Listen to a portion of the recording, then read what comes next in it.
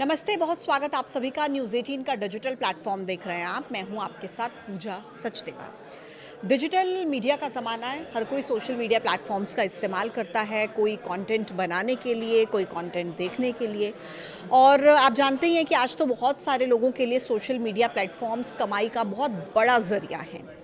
Content creators के लिए कमाई का बहुत बड़ा साधन है सोशल मीडिया।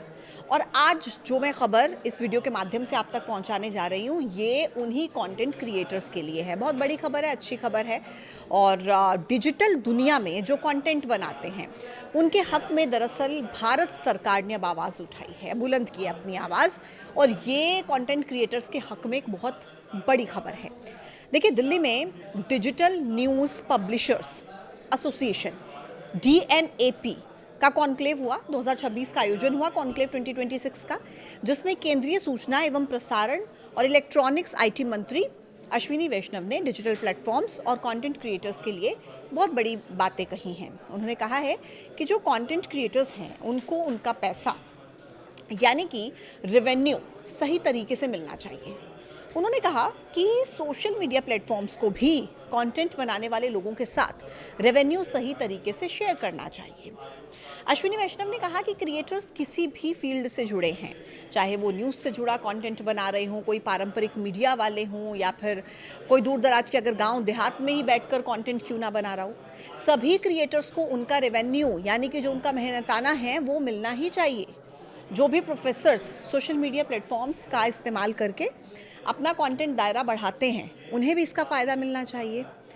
IT मिनिस्टर ने यह भी कहा कि हमें अब हर जगह पर इस नियम को ठीक करना पड़ेगा, जिससे कंटेंट बनाने वाले लोगों को रेवेन्यू ठीक से मिल सके, उन्हें कंटेंट से हुई कमाई मिल पाए।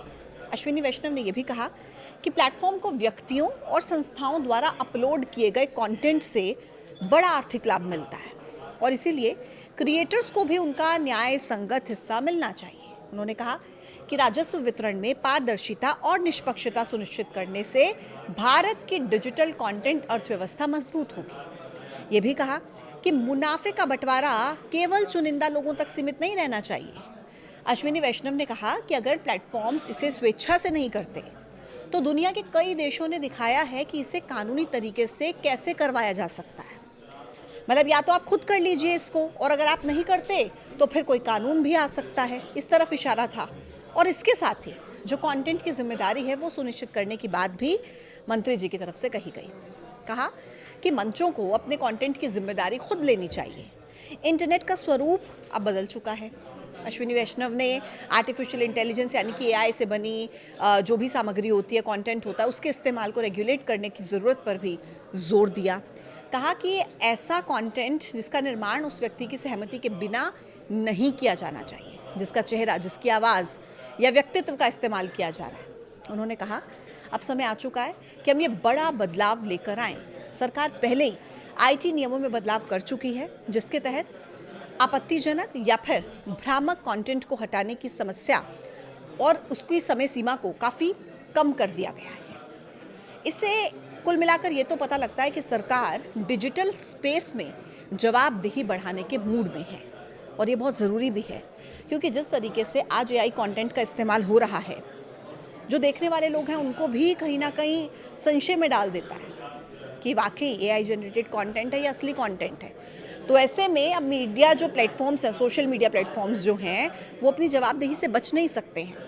एक ये बहुत बड़ी बात अश्विनी वैष्णव की तरफ से कही गई। और इसी के साथ ही कंटेंट क्रिएटर्स के हक में ये कि भाई उन्हें उनके क्रिएटिविटी का, उनके मेहनताना का हक मिलना ही चाहिए। तो अश्विनी वैष्णव के इस बयान को लेकर आप किस तरीके से इसे देखते हैं, क्या कहेंगे इस पर? कमेंट बॉक्स में अपनी राय ज़रूर दीजिएगा। देखते रहिए न्यूज़ 18। नमस्कार।